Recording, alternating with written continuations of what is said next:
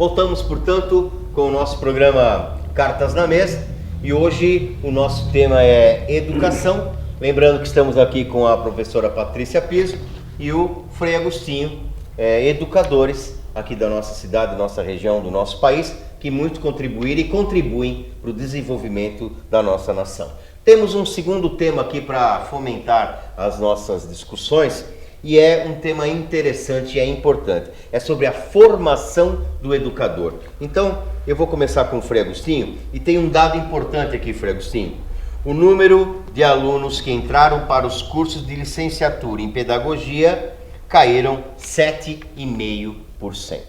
Então, estamos diminuindo o número de professores no nosso país. Não está existindo interesse, portanto, dos nossos jovens de se tornarem professores. Então, esse é um tema que nós estamos recortando também, mas, antes de mais nada, eu gostaria de saber sobre a formação desses educadores. Frei, será que os cursos de licenciatura que nós temos hoje no nosso país, eles realmente formam, eles atingem o objetivo que a educação precisa hoje no nosso país, Frei? Permita-me desdobrar um pouquinho a colocação sua, citando o que me parece muito importante, um relatório que foi enviado à Unesco pela Comissão Internacional sobre Educação. Era presidida pelo educador Jacques Delors. E justamente ele pergunta qual é o educador? Quem é o educador? Qual é o educador ou professor? Também porque se nós examinarmos as palavras, ambas vão conduzir àquele que desenvolve, aquele que justamente vai tirar de dentro da educação, desenvolver tudo aquilo que potencialmente uma criança, um adolescente e um jovem podem depois desenvolver. E no relatório à Unesco, a importância disso, foi na passagem do Novo Milênio, essa obra de que eram grandes educadores do mundo todo. E Jacques Delors era o presidente. Então ele coloca algumas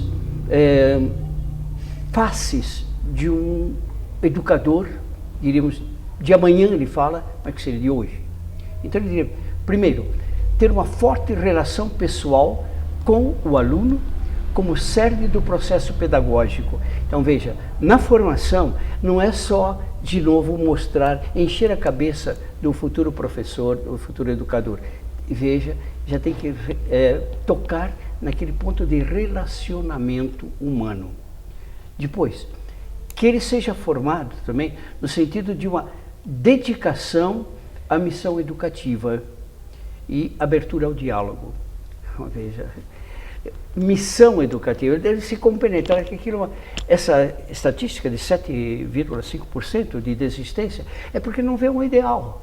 Então ele não sente que o educador é alguém que vai também reencantar o nosso mundo, como nós, sem ficar sonhando. E, sobretudo, depois, uma última qualidade que o professor Jacques Delors aponta é ser um exemplo transparente por sua formação permanente, suas qualidades humanas e justamente transparência de vida. Veja, é um ideal que nós estamos confeccionando um educador, nós estamos formando, desenvolvendo. E com essas qualidades, eu reforçaria até com Paulo Freire, que para nós é uma figura protótipo realmente na nossa educação. Paulo Freire usa uma expressão muito, muito linda, que devemos formar esse educador. Nós, eu estou usando a primeira pessoa do plural, devemos formar, porque as escolas, as universidades, todas, hão de ter esse ideal. Não é só programa, currículo, mas justamente esse ideal humano, esse ideal que é de fundamentação. Paulo Freire, depois de enumerar várias qualidades do potencial educador e formador, ou professor, ele usa umas palavras, ele diz assim, eu tenho uma citação dele direta aqui do livro Pedagogia dos Sonhos Possíveis. Fé no ser humano e na criação de um mundo em que seja menos difícil amar. Agora, Frei, é um evangelho, professor. Posso interromper um momentinho? E nós vimos aí então que o professor é quase que um sacerdócio, né? É uma missão. Vocação, É uma missão. É uma missão. Agora, será que esse dado que eu passei aqui, até a professora Patrícia pode falar um pouco da escola técnica, como que funciona, como que o professor atua lá a formação do professor em algumas escolas técnicas ou nas escolas técnicas, e esse dado de 7,5% de número de pessoas que deixaram o curso de pedagogia e os cursos de licenciatura de uma maneira geral, será que isso não passa também pelo valor, pela valorização do professor em termos de ter que pagar as contas no fim do mês? O que o professor, quer dizer, o aluno, a pessoa que está querendo se formar como professor, hoje ele não vê como uma profissão segura para ele. Que ele não tenha condições de pagar as contas da sua casa. Além de ser, obviamente, tudo aquilo que o senhor acabou de dizer, e todos nós temos certeza absoluta que é uma missão. Aquele indivíduo, aquela pessoa que vai para a carreira do magistério é porque ele gosta realmente, é porque ele ama, porque ele nasceu para aquilo. Ele tem vocação para ser um professor. Mas hoje, entre a vocação e você ter um futuro que você possa garantir de ter uma família, ou pagar as suas contas, ou viver de uma maneira que seja modesta, mas de uma maneira normal, talvez não passe por aí esse processo do indivíduo, está deixando de se formar professor para pegar algumas outras profissões, como tecnólogo, por exemplo. Um tecnólogo hoje, né, a linha de produção do país, as fábricas do nosso país, necessita hoje, tem uma corrente, uma necessidade de formação desse tipo de profissional. Então, muitas vezes, Frei, esses jovens, eles deixam de buscar o seu ideal, aquilo que eles realmente gostariam, para poder ter, entre aspas, um emprego seguro lá na frente. Só, Patrícia, professor, eu diria assim... eu mostrei um ideal de vida que é proposto para alguém que vai formar, ajudar a formar outros corações. Agora, ele vê que talvez com uma pouca rentabilidade no cumprimento da sua missão, ele então sente que falta condição de vida. O ideal de vida fica um pouquinho carente, ou driblado, ou superado pela condição de vida.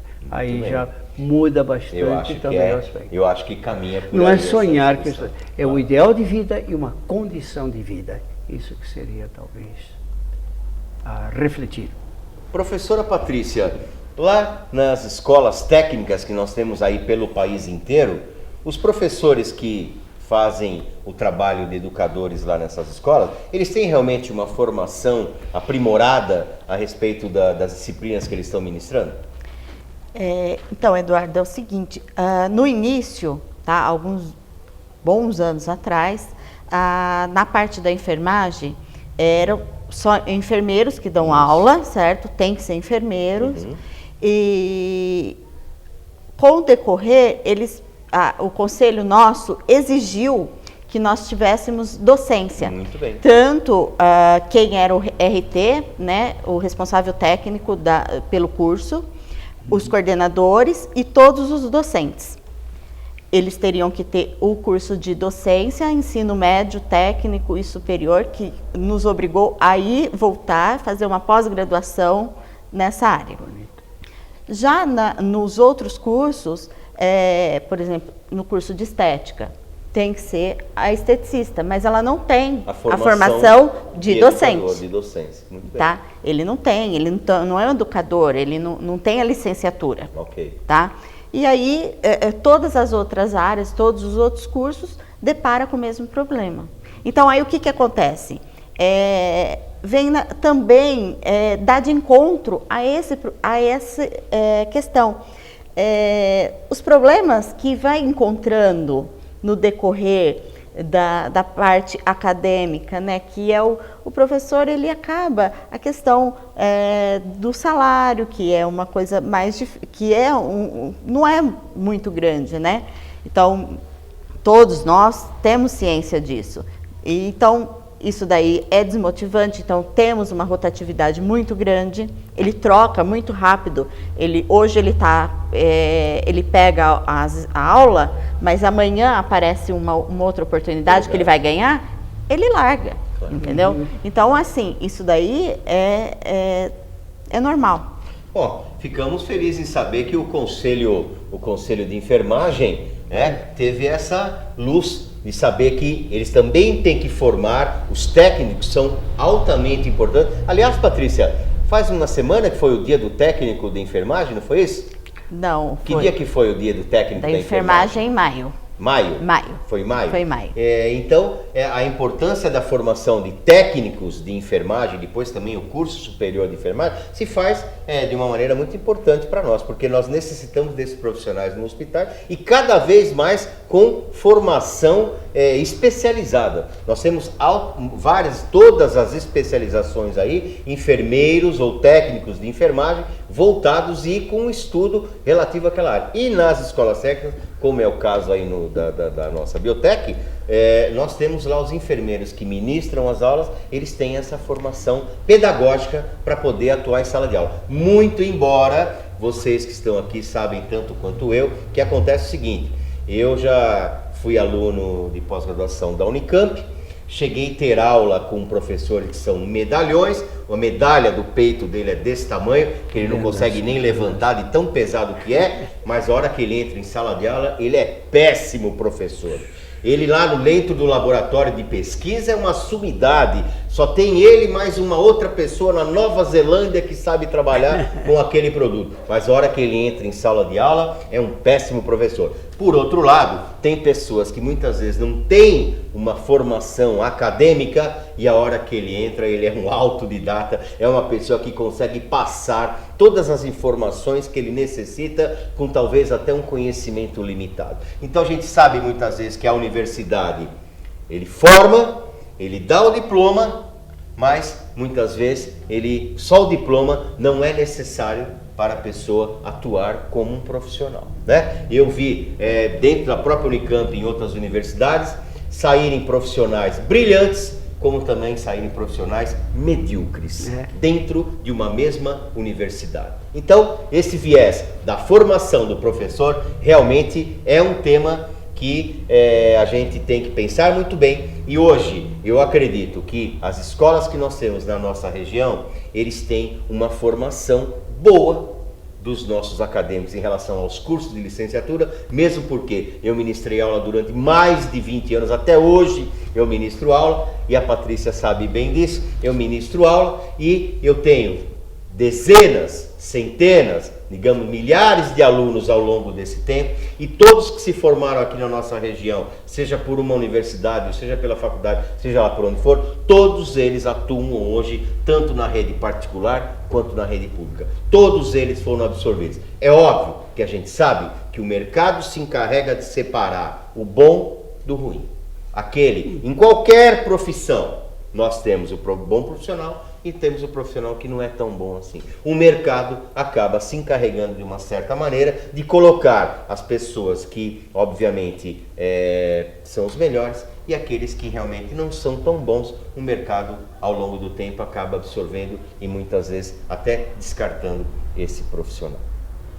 Então, vamos ter que fazer mais um intervalo comercial, né? Nosso diretor aqui já está pedindo mais um intervalo comercial e nós voltamos ainda com o tema educação, que está cada vez melhor. Eu ainda não espetei ninguém, mas eu acho que eu não vou espetar mais nada não. Eu acho que nesse ritmo que nós estamos trabalhando, nós estamos esclarecendo os nossos telespectadores. Espero que estejam gostando do nosso programa. Até o intervalo e voltem com a gente.